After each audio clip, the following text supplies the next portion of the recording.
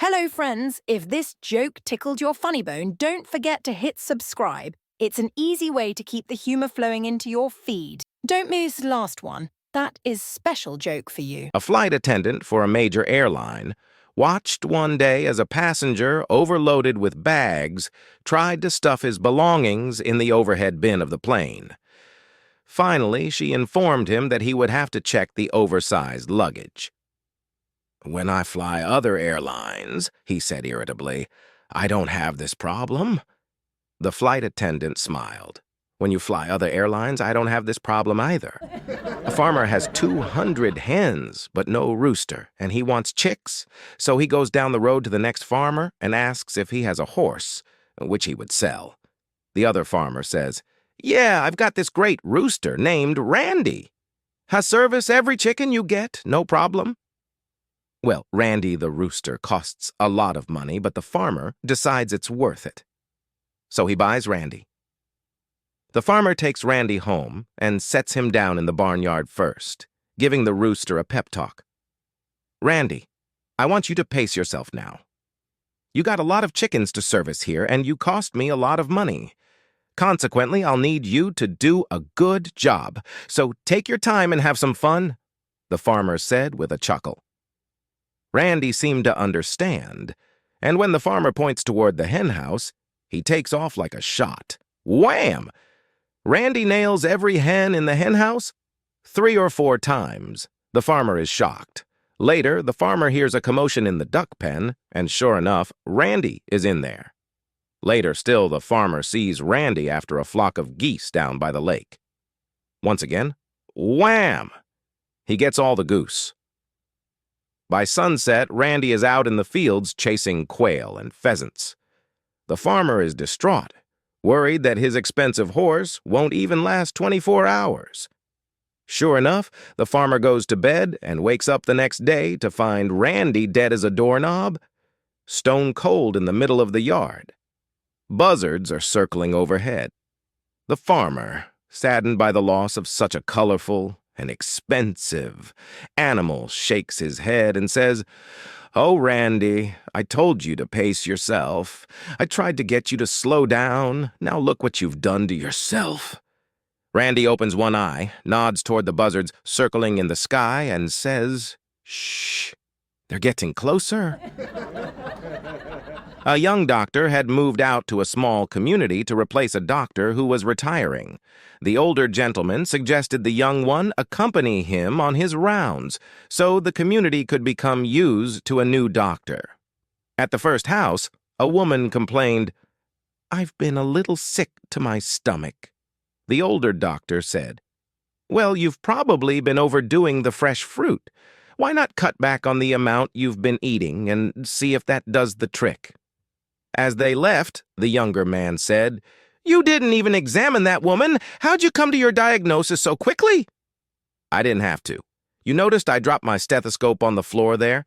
When I bent over to pick it up, I noticed a half-dozen banana peels in the trash. That was what was probably making her sick." "Huh," the younger doctor said. "Pretty clever. I think I'll try that at the next house." Arriving at the next house, they spent several minutes talking with an elderly woman. She complained that she just didn't have the energy she once did. "I'm feeling terribly run down lately." "You've probably been doing too much work for the church," the younger doctor told her. "Perhaps you should cut back a bit and see if that helps." As they left, the elder doctor said, "Your diagnosis is almost certainly correct, but how did you arrive at it?" "Well, just like you at the last house, I dropped my telescope. When bent down to retrieve it, I noticed the preacher under the bed. Bill is putting his young daughter to bed one night, and as he walks out the bedroom door, he hears her saying her prayers. She says, 'God bless Mommy, Daddy, and Grandma. Rest in peace, Grandpa.' Bill rushes back into her bedroom and asks her, 'Why did you say the last part?' His daughter replies, 'Because I needed to.' The next day, Grandpa dies of a heart attack. Bill is worried about his daughter, but thinks, it must just be a sad coincidence. That night, he tucks his daughter into bed again, and once again he hears her saying her prayers. She says, God bless Mommy and Daddy. Rest in peace, Grandma. Bill is now really worried and thinking to himself, can my daughter really see into the future? The next day, Grandma dies, and now Bill is convinced his daughter can predict the future. For the rest of the week, nothing happens. But on the Sunday night, as Bill leaves his daughter's bedroom, he waits outside and listens for any more prayers. Sure enough, he hears her say, God bless you, Mommy. Rest in peace, Daddy. Now Bill is really panicking and thinking, oh God, I'm going to die tomorrow. The following day, Bill is in a complete mess all day at work, a real nervous wreck. He constantly checks the clock, looks around the room, and is on edge all the time, expecting to die at any moment. He is so nervous that he doesn't leave the office until it's past midnight. Once it turns midnight, he says to himself with relief, how is this possible? I should be dead. He goes home and walks into the house to find his wife sitting on the sofa with a scared look on her face. She asks him, where have you been? What took you so long? Bill replies, listen, honey, today I haven't had the best of days. And he is just about to tell her what has happened when she starts crying and bursts out, I saw the mailman die yesterday. I never told this story before, but I remembered it today and it made me laugh. The greatest customer ever. I used to work as a bagger at a small family-owned grocery store while I was in high school. One day, a cheerful old woman came through the checkout with a cart full of groceries. Me, paper or plastic? Customer, I'd like double-bagged paper, and I'd like you to make each bag as heavy as you can. Me, sure thing. A bit of a strange request, sure, but anything that broke up the monotony of the day was welcomed. I started packing her bags with twice as many items as usual. The customer interrupted me to say, you can surely fit more than that, right? Make 'em real heavy for me, honey. I raised an eyebrow but carried on, making the bags even heavier and more loaded than before. She then asked me to take the groceries to her car, which is something we used to do at our store. I managed to load her entire cart into 3 fairly heavy bags and bring them out to the car. Even I struggled to lift just one of those things. Then the woman turns to me and says, in case you're wondering, I just had a fight with my husband, and it's my turn to pick up the groceries. Me. Oh, customer. It's also his turn to unload the car. Then she winked at me, got in her car, and groved away. I'll never forget you, old lady. You taught me an important lesson. Never mess with the elderly. A Scottish mother visits her son in his New York City apartment and asks, how do you find the Americans, Donald? Mother, says Donald, they're such noisy people. One neighbor won't stop banging his head against the wall while the other screams and screams all night long. Oh, Donald, how do you manage to put up with them? What can I do? I just lie in bed quietly, playing my bagpipes. An honest man was being tailgated by a stressed-out woman on a busy street. Suddenly, the light turned yellow just in front of him. He did the right thing, stopping at the crosswalk, even though he could have beaten the red light by accelerating through the intersection. The tailgating woman hit the roof and the horn, screaming in frustration as she missed her chance to get through the intersection with him.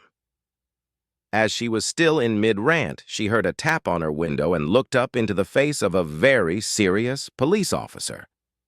The officer ordered her to exit her car with her hands up. He took her to the police station where she was searched, fingerprinted, photographed, and placed in a cell. After a couple of hours, a policeman approached the cell and opened the door. She was escorted back to the booking desk, where the arresting officer was waiting with her personal effects. He said, I'm very sorry for this mistake. You see, I pulled up behind your car while you were blowing your horn, flipping the guy off in front of you and cussing a blue streak at him. I noticed the Choose Life license plate holder, the What Would Jesus Do bumper sticker, the Follow Me to Sunday School bumper sticker, and the chrome-plated Christian fish emblem on the trunk. Naturally, I assumed you had stolen the car. John was told that a twin-engine plane would be waiting at the airport. Arriving at the airport, he spotted a plane warming up outside the hangar. He jumped in, said, "Let's go." The pilot taxied and took off. Once in the air, John told the pilot, "Fly low over the valley so I can take pictures of the fire on the hill." Pilot, "Why?" John, "Because I'm the photographer for CNN. I need to get some close-up shots." Pilot was strangely silent for a moment, then he stammered. "So what you're telling me is you're not my flying instructor? Life is short. Always ask, never assume." Why would you need blue silk pajamas for fishing? What could possibly be the connection? And yet, in this story, the husband convinces his wife that he needs to have the pajamas when he goes out fishing. A man calls home to his wife and says, "Honey, I have been asked to go fishing at a big lake up in Canada with my boss and several of his friends. We'll be gone for a week. This is a good opportunity for me to get that promotion I've been wanting, so would you please pack me enough clothes for a week and set out my rod and fishing box? We're leaving from the office, and I will swing by the house to pick my things up. Oh, and please pack my new blue silk pajamas." The wife thinks this sounds a little fishy, but being a good wife, she does exactly what her husband asked. The following weekend, he comes home a little tired, but otherwise looking good. The wife welcomes him home and asks if he caught many fish. He says, "Yes, he saw lots of walleye, some bluegill, and a few pike. But why didn't you pack my new blue silk pajamas like I asked you to do?" The wife replies, "I did. They were in your fishing box." A car is driving down the road when suddenly it starts swerving wildly from one lane to the other. Other drivers honk and swerve to avoid the erratic vehicle, wondering what's going on. Inside the car, a blonde woman grips the steering wheel with white knuckles, eyes wide in terror. "Oh my gosh," she mutters to herself, her heart pounding like a drum as she jerks the steering wheel left and right. Meanwhile, a concerned bystander on the sidewalk watches the scene unfold in disbelief. Reaching for his cell phone, he dials 911 and reports the swerving car. It doesn't take long for a police officer to spot the swerving car. With a quick flick of his wrist, he activates the siren and signals the driver to pull over. The car comes to a shaky stop by the side of the road. The officer approaches cautiously, hand resting on his holster. The window rolls down, and the blonde woman looks up at him with a mix of relief and anxiety. "Oh, officer, thank goodness you're here," she exclaims, breathless. "I saw a tree in the road, so I swerved to avoid it. Then suddenly there was another, then another." The officer narrows his eyes, puzzled, then leans down to peer into the car. Calmly, he straightens back up and asks, "Ma'am, did you just buy that air freshener?" Dear Mrs. Samples, over the past 6 months, your husband, Roy Samples, has been causing quite a commotion in our Lawton store. We cannot tolerate this type of behavior and, as a result, will ban your entire family from shopping in any of our stores if even one more incident occurs. We have documented all incidents on our video surveillance equipment. 3 of our clerks are currently attending counseling for the trouble your husband has caused. All complaints against Mr. Samples have been compiled and are listed below. Mr. Wally Brown, President and CEO, Walmart Complaint Department, Memo Re, Mr. Bill Fenton. Complaints: things Mr. Roy Samples has done while his wife was shopping. November 15th, 2005. Took 24 boxes of condoms and randomly put them in people's carts when they weren't looking. November 23rd, 2005. Set all the alarm clocks in housewares to go off at 5-minute intervals. December 10th, 2005.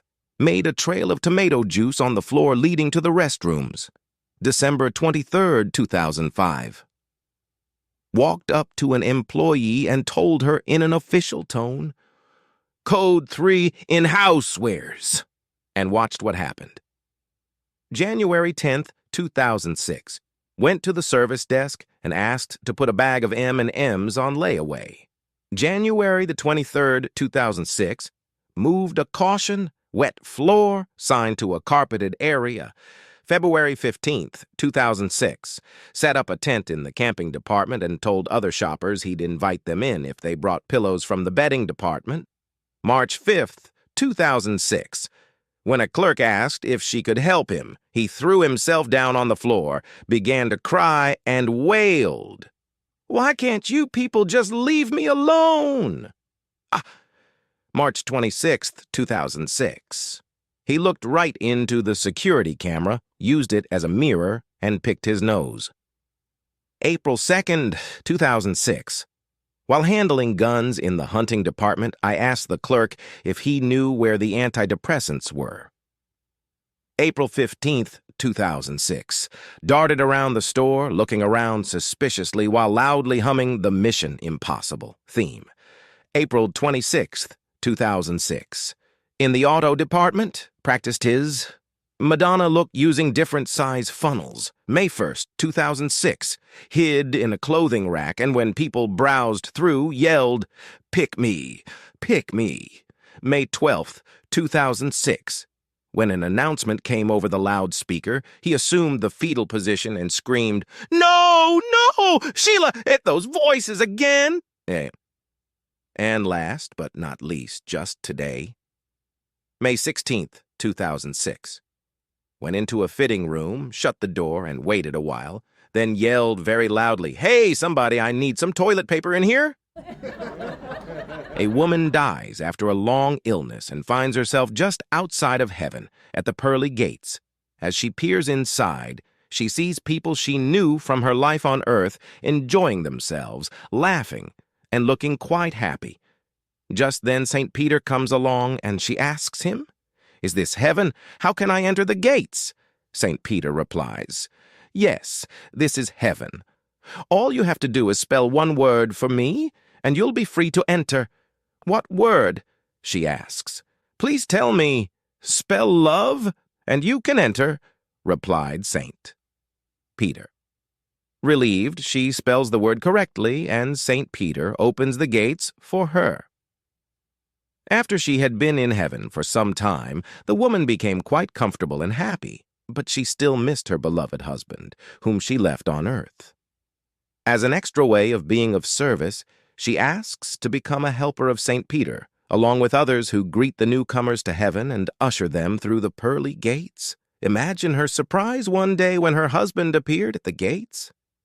"Darling, I thought you'd never get here," she says in greeting. "Miss, I have missed you so much. Tell me, what have you been doing all this time? Was life hard for you after I left?" Her husband replied, "Well, it's good to see you too." "Yes, I have been quite busy. I was very sorry when you left, but I was quite attracted to that cute nurse who helped you through your last days, and we ended up getting married a few months after your passing. And then I won the lottery. Can you imagine? I was able to buy a large mansion and a new car, retired from my job, and my new wife and I traveled the world, and we have had a grand life. We were on vacation in the Greek islands, and while I was water skiing, my ski fell off and hit me in the head. So here I am. I was sorry to leave her and the earth, but it's really great to see you again. Gee, it looks so nice in there. Is this heaven?" The woman looked at him, smiled sweetly, and said, "Well, imagine that. I have missed you so much and hoped that you missed me too. But, well, I guess life goes on, right?" "Right," he said. "So tell me, how do you like heaven? I never dreamed I'd get here. Is it easy to get in?" "Oh, yes," she replied. "All you have to do is spell one word." "Okay," he said excitedly. "What word?" "Czechoslovakia." An old man recently married a much younger woman, and soon after the honeymoon, he began to notice some issues that concerned him. Feeling a bit embarrassed, but knowing he needed advice, he decided to visit his doctor. One afternoon, he walked into the doctor's office, looking slightly sheepish. The doctor, who had known the man for years, welcomed him warmly and asked how married life was treating him. The old man sighed and said, "Doc, I'm having some problems. I just married a young girl, and, well, let's just say things aren't as smooth as I hoped they'd be." The doctor nodded understandingly and asked, "What seems to be the issue?" The old man hesitated for a moment, then blurted out, "It's the romantic part, Doc. I'm struggling to keep up, and I don't want to disappoint her." The doctor, sensing the man's discomfort, decided to ask directly, "All right, how long does it take you to have a romantic moment?" The old man paused for a moment, scratching his head as he thought about it. Finally, he replied earnestly, "Well, Doc, it takes me about 1 hour and 41 minutes. The doctor's eyes widened in surprise. He leaned forward, intrigued by the answer. "That's impressive," he exclaimed. "But tell me, how does that work?" The old man chuckled softly and began to explain. "You see, it takes me about 40 minutes just to get it going. That's the toughest part, really. Once it's up and running, it's over in about a minute, quick as a flash." The doctor, still amazed, asked, "And the rest of the time?" The old man sighed and replied with a smirk, "Well, the remaining hour is spent recovering from fainting." A kindergarten teacher was helping one of her students put his boots on. He had asked for help, and she could see why. With her pulling and him pushing, the boots still didn't want to go on. When the second boot was on, she was nearly out of breath. She almost whimpered when the little boy said, "Teacher, they're on the wrong feet." She looked, and sure enough, they were. It wasn't any easier pulling the boots off than it was putting them on. She managed to keep her cool as they worked together to get the boots back on, this time on the right feet. He then announced, "These aren't my boots." She bit her tongue rather than scream. "Why didn't you say so earlier?" Like she wanted to. Once again, she struggled to help him pull the ill-fitting boots off. He then said, "They're my brother's boots. My mom made me wear them." She didn't know if she should laugh or cry. She mustered up the grace to wrestle the boots on his feet again. She said, "Now, where are your gloves?" He said, "I stuffed them in the toes of my boots." During the service, the pastor asked if anyone in the congregation would like to express praise for prayers which had been answered. A lady stood up and came forward. She said, "I have a reason to thank the Lord. 2 months ago, my husband Jim had a terrible bicycle wreck, and his scrotum was completely crushed. The pain was excruciating, and the doctors didn't know if they could help him." You could hear an audible gasp from the men in the congregation as they imagined the pain that poor Jim experienced. She continued, "Jim was unable to hold me or the children, and every move caused him terrible pain. We prayed as the doctors performed a delicate operation. They were able to piece together the crushed remnants of Jim's scrotum and wrap wire around it to hold it in place." Again, the men in the congregation squirmed uncomfortably as they imagined the horrible surgery performed on Jim. She continued, "Now, Jim is out of the hospital, and the doctors say, with time, his scrotum should recover completely." All the men sighed with relief. The pastor rose and tentatively asked if anyone else had anything to say. A man stood up and walked slowly to the podium. He said, "I'm Jim." The entire congregation held its breath. "I just want to tell my beautiful wife. The word is sternum, chest." A blind guy on a bar stool shouts to the bartender, "Want to hear a blonde joke?" In a hushed voice, the guy next to him says, "Before you tell that joke, you should know something." Our bartender is blonde, and the bouncer is blonde.